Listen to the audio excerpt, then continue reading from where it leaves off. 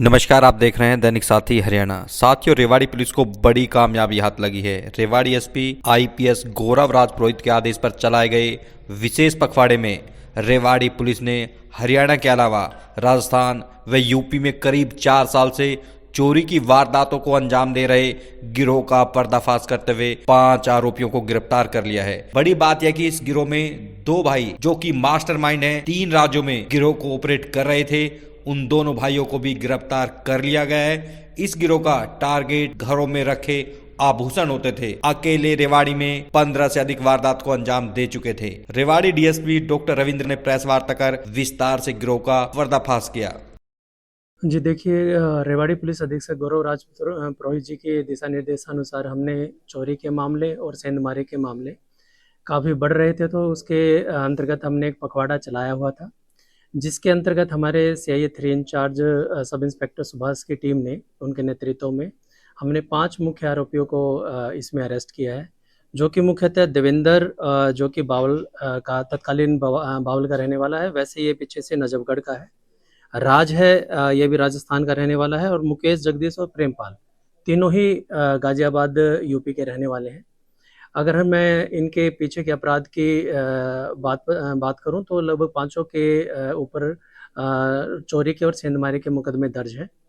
और जहां तक रेवाड़ी के अंतर्गत जितनी भी चोरी और सेंधमारी की बात करें तो लगभग 10 से 15 मुकदमे ऐसे हैं जो कि अभी इन्होंने कबूल किया है, और अभी हमने इनको रिमांड पे लिया है। रिमांड के अंतर्गत जो भी आगे जानकारी हमें मिलेगी समय अनुसार आपको अवगत कराया जाएगा। इसके अलावा जो हमने इनसे रिकवरी की है, 5 देसी कट्टा रिकवर किए हैं और 18 जिंदा कारतूस है जो हमने इनसे रिकवर किया है। इसके साथ एक इको कार भी इनसे हमने रिकवर की है। सर, कहाँ प्लानिंग बना रहे थे, किस तरह रेड वहाँ पे आपके द्वारा की गई? देखिएगा, एक जो गुप्त सूत्रों से एक इंफॉर्मेशन हमारे से इंचार्ज को मिली थी, जो कि इनको हमने जाटूसाना से अरेस्ट किया है, और चोरी की और आर्म्स एक्ट के जो मुकदमे हैं वो हमने जाटूसाना थाने में दर्ज करवाया है, और आगे की इनसे पूछताछ जारी है। कितने कितने मुकदमे दर्ज है सर 500 पे? देखिएगा, अभी प्रथम दृष्टया जो हमने इनको अरेस्ट किया है, अभी तक इन्होंने वर्बली जो हमें बताया है 10 से 15 मुकदमे ऐसे जो हमारे केवल रेवाड़ी के ही हैं। इसके अलावा राजस्थान में, यूपी में और हरियाणा में मुख्यतः 3 ऐसे स्टेट है जहाँ पे इन्होंने वारदातों का अंजाम दिया है। उनकी जानकारी अभी आगे पूछताछ में सामने आएगी, और हमारा अंदाजा है लगभग अगर हम हरियाणा को छोड़ें तो 20 से 25 मुकदमे ऐसे हैं जो राजस्थान और यूपी के इनके खिलाफ दर्ज हैं।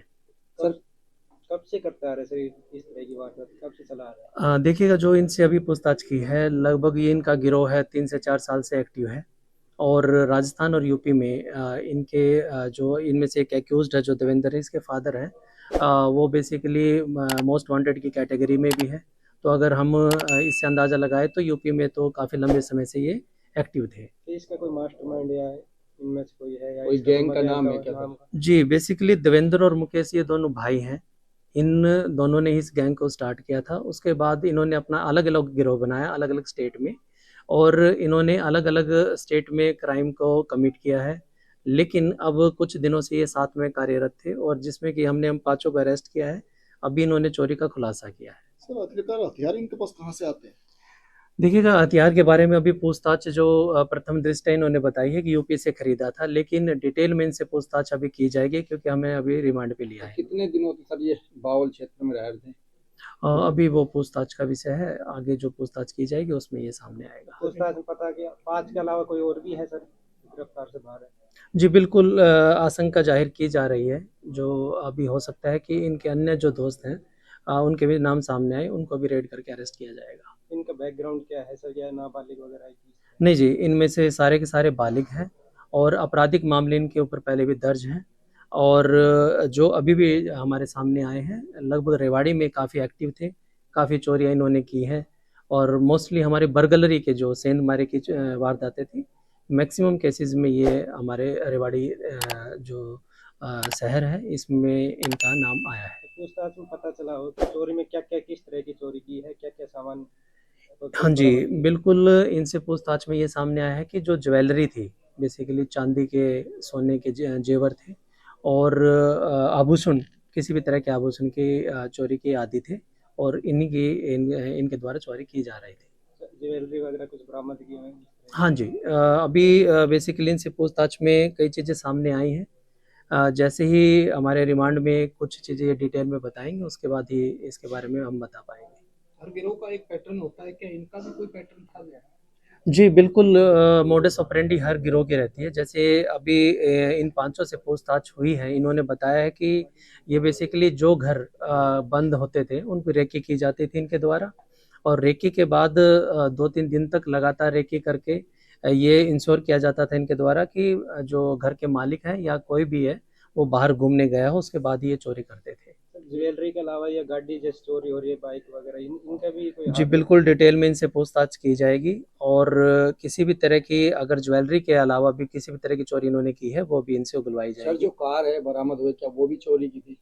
हाँ जी बिल्कुल, नहीं वो अभी पूछताछ का विषय है, वो अभी सामने आएगा। मतलब पॉसिबिलिटी ये है कि अगर चोरी की होगी तो उनके बेसिकली कहाँ से चोरी की है उसकी डिटेल भी इनसे पूछी मेन जाएगी। मुखिया कौन है सर इस गैंग का? इनमें मुखिया देवेंद्र और मुकेश है, जो आगे इसको गिरोह चला रहे थे। इसके साथ साथ मैं आपके माध्यम से रेवाड़ी वासियों की अपील करना चाहूँगा कि जैसे कि हमने ये चोर पकड़े हैं, जैसे हमारा 112 एक टोल फ्री नंबर है, पुलिस हेल्पलाइन नंबर है। अगर कोई भी व्यक्ति विशेष या फिर किसी भी जो हमारे कॉलोनियों में लोग रहते हैं, किसी भी स्थान पे बाहर अगर रेवाड़ी से बाहर जाएं तो सूचना 112 पे ज़रूर दें, ताकि इस तरह के जो गैंग है जो बेसिकली रेकी करके कि भी जो लोग बाहर घूमने गए हुए हैं उनके घरों में चोरी करते हैं, कम से कम उनको हम एक टारगेट पे ले सकें, क्योंकि उनकी जानकारी कहीं ना कहीं हमारे 112 के नंबर पे आने के बाद हम कंसर्न एसएचओ और चौकी इंचार्ज से शेयर करते हैं, और वहाँ पे ईआरबी और हमारे पीसीआर की जो राइडर की जो गश्त है वो बढ़ाई जा सके, और बढ़ाते भी हैं। तो जो ज्वेलरी चोरी करी है, कुछ जो कितना रुपए की लगभग चोरी हुई है और क्या कुछ नकदी भी बरामद की है? इसके बारे में डिटेल में रिमांड के दौरान ही पूछताछ में सामने आएगा। सर ये गिरोह पहले रेकी करते थे, उसके बाद चोरी करते थे? हाँ जी बिल्कुल, जैसे मैंने आपको बताया कि जिस घर में इनको ये लगता था कि भी लोग बाहर घूमने गए हुए हैं उसकी रेकी की जाती थी, उसके बाद चोरी को अंजाम दिया जाता था।